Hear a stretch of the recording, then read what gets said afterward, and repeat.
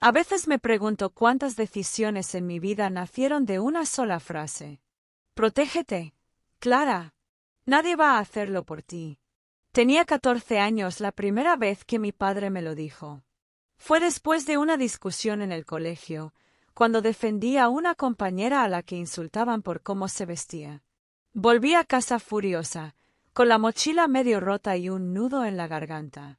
Papá me miró, con ese gesto entre serio y orgulloso que solo él sabía hacer, y me dio ese consejo como quien entrega un escudo invisible. Pasaron los años. Las heridas de la adolescencia se hicieron cicatrices y, con el tiempo, empecé a entender que protegerme no era solo defenderme de los demás. Era también cuidar mis sueños, mis límites, mi corazón. Ahora tengo 22 años y estudio Derecho en la Universidad de Sevilla. Vivo sola, en un piso pequeño con paredes finas y ventanas grandes que dan a la calle San Luis. A veces se oye la guitarra de algún vecino o los gritos de los niños que juegan al fútbol en la plaza. Me gusta ese caos.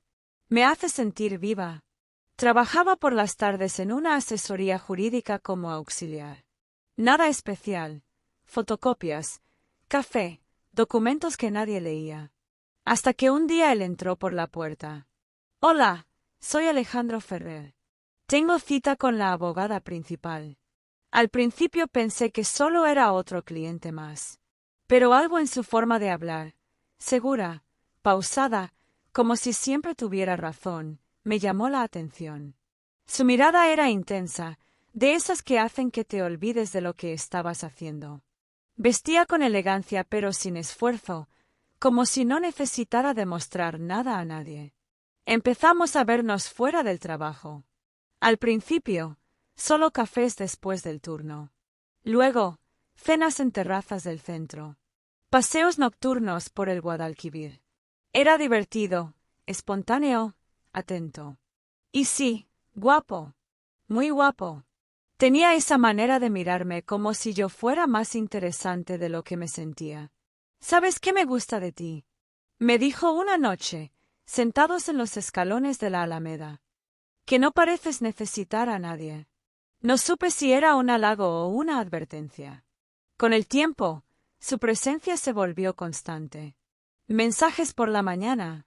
Llamadas por la noche. Flores sin motivo. Al principio me sentía especial.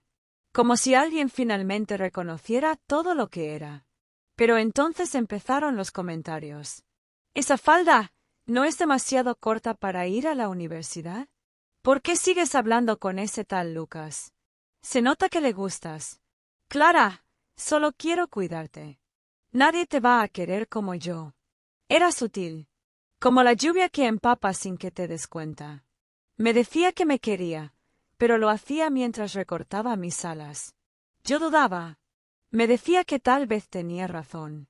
Que cuidarse también era dejarse cuidar. Hasta que una tarde, después de que me dejara sola en una cena por mirar demasiado a otro chico, me encontré a mí misma llorando en la parada del tranvía. Fue entonces cuando marqué ese número que no usaba desde hacía meses. «Papá». Su voz sonó como un refugio. «¿Estás bien, Clara?» No lo estaba. Pero mentí. Solo quería oír tu voz. Hubo un silencio. Luego dijo lo que necesitaba escuchar. «No olvides quién eres. Ni lo que vales. Protégete, hija». Aquella noche, al mirarme al espejo, algo cambió. Me vi distinta. No más débil, sino más despierta. Como si al fin recordara que el escudo siempre estuvo en mis manos. A la mañana siguiente, escribí un mensaje corto. «Alejandro, esto se acabó. No necesito que me cuides. Yo me cuido sola». Y pulsé enviar. Durante semanas después de aquel mensaje, viví en una especie de silencio interior. No me sentía triste, ni feliz. Era como si hubiera cerrado una puerta y detrás quedara un eco que ya no quería escuchar. Mis amigas me preguntaban qué había pasado con Alejandro. Yo solo decía, ya no estamos. No necesitaba justificarlo. Tal vez lo más poderoso que una mujer puede hacer es tomar una decisión sin explicarla. Fue en ese tiempo de calma tensa cuando volví a cruzarme con Lucas. Él y yo habíamos sido compañeros en el instituto, aunque en círculos muy distintos. Yo era de las que participaban en debates, actividades sociales y mil cosas más. Él era, tranquilo, un chico de perfil bajo que siempre parecía tener los auriculares puestos, escribiendo cosas en un cuaderno viejo. Me sorprendió verlo entrar un lunes por la tarde a la asesoría donde trabajaba. Llevaba una carpeta, una sonrisa tímida y los mismos ojos verdes que recordaba. «Clara, ¿tú trabajas aquí?» «Lucas, qué raro verte. ¿Vienes por un tema legal?» «Más o menos. Estoy haciendo prácticas de derecho en este despacho. Empecé hoy. No supe si reír o preocuparme. ¿El chico callado del fondo del aula era ahora mi nuevo compañero? Durante las primeras semanas, apenas cruzamos palabras. Él era muy respetuoso, siempre llegaba temprano, tomaba notas, hacía su trabajo y se marchaba sin hacer ruido. Pero había algo en su forma de mirar que me intrigaba. No era el tipo de mirada que espera algo de ti. Era más bien una observación silenciosa, honesta, que me hacía sentir vista. Una tarde, mientras ordenábamos archivos, dejé caer sin querer una carpeta enorme. Documentos por todas partes. Me agaché, frustrada, pero él se agachó conmigo sin decir nada. En el suelo, nuestras manos se rozaron y, por alguna razón, sentí una corriente extraña. Él me miró y sonrió. «Sigues siendo torbellino, ¿eh?» Reí. Fue la primera vez en mucho tiempo que me reía de verdad. Poco a poco, empezamos a hablar más. Descubrí que Lucas era fanático de la música indie española, que escribía poesía, que su madre había fallecido cuando era pequeño y que llevaba años viviendo con su abuela en Triana. Me gustaba escucharlo. No porque dijera cosas grandiosas, sino porque lo hacía con sinceridad. Una tarde, mientras caminábamos por el parque de María Luisa después del trabajo, me dijo algo que me hizo detenerme. A veces creo que tenemos que rompernos para entender cómo queremos reconstruirnos. Lo miré. Sentí que lo entendía. Sentí que él me entendía.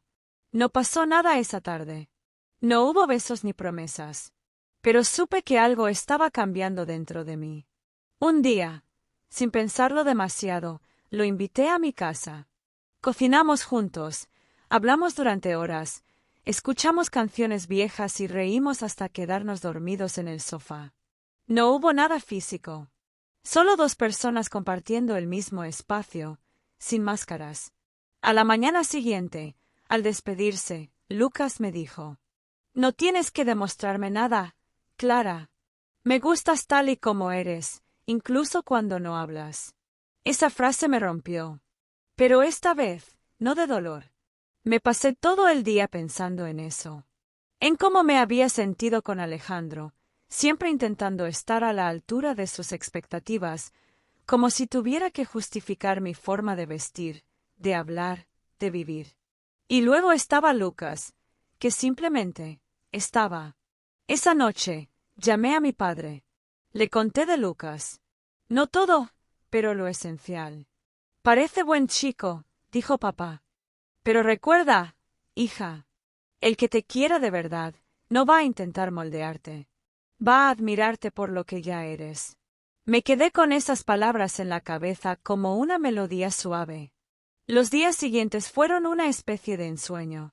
Paseos, conversaciones, silencios cómodos, miradas que no presionaban. Pero también crecían mis miedos. Tenía miedo de confiar, de entregarme, de volver a equivocarme. Porque incluso si alguien te trata bien, las heridas pasadas te susurran que no bajes la guardia. Una noche, saliendo del cine, Lucas me tomó de la mano. Era la primera vez que lo hacía. Yo no me aparté. Me quedé quieta, mirándolo. Él tampoco dijo nada. No hacía falta.